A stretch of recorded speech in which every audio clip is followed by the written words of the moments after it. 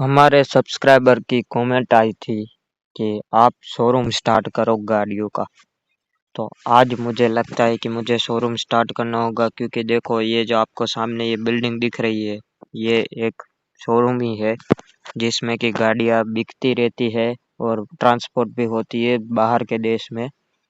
तो आज मैं एक काम ही करता हूँ, मैं जाता हूँ और बात करता हूँ कि क्या वो मुझे अपना शोरूम दे सकते हैं। मुझे वो खरीदना है, खरीदने का ही है।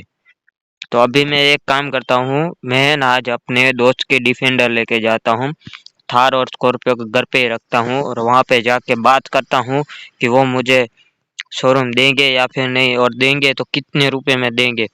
मैं अभी आपको वहाँ पे जाके मिलता हूँ। मेरी शोरूम के ओनर से बात हो चुकी है, जिसका कि ये शोरूम था। उसने मुझे बताया कि वो मुझे सिर्फ शोरूम देगा, उसके अंदर जो गाड़ियां है वो मुझे नहीं देगा। मैंने बोला चलो ठीक है, मेरे को तो गाड़ियां भी खरीदनी थी मगर उसने मना बोल दिया। तो अभी हम लोग सिर्फ शोरूम खरीदेंगे, और शोरूम का कितना प्राइस है मैं वो आपको नेक्स्ट वाले शॉर्ट वीडियो में बताऊंगा।